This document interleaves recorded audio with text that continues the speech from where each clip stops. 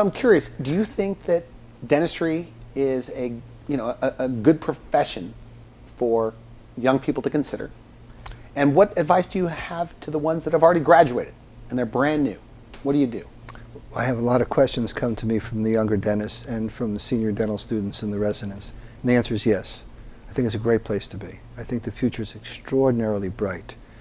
They'll have to think outside of the box to be able to realize their dreams, but that's doable because there are now great influences out there that will assist them in doing that. If I could have hired professional management when I was in practice, if I could have had a really good CFO who knew how to read a budget, I had no idea how to do any of that stuff. My ability to deliver at the chair would have been heightened, and the ability to do the better dentistry would have been increased.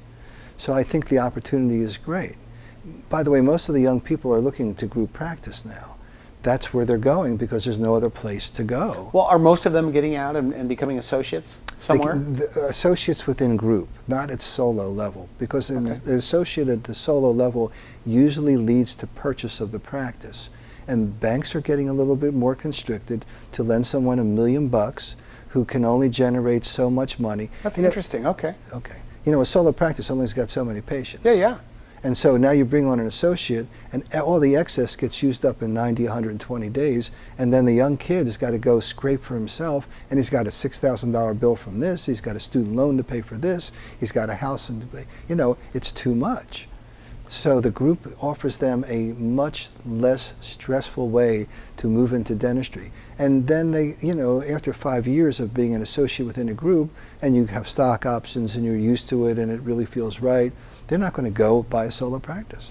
Now, are people being advised, you know, you don't want to start as an associate with a group? Start with a great solo practitioner? Because that's what I thought going into this. But this makes sense what you're saying. If you're going to be an associate, might as well do it with a group. If you talk to me, that's the advice I'd give. If you talk to others, they probably still defend the solo practice route because they think that will survive into the future. But will they make more money the other way? I don't see how that can be possible given the economics of the industry. You know, it's every day inflation happens. Cost of delivery happens. Cost of equipment goes up. Staff ask for raises. You got to do benefit package. You know, you go into a group, they give benefit packages, they give health care, they give 401.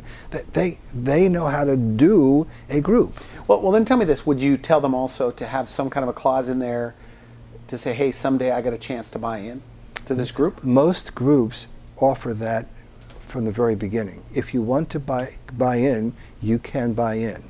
And you can do that out of your production level, so that some of your production is used for purchasing stock. Or if you're selling a practice, as I said before, you get cash in stock. So yeah, they're invested, they're owners.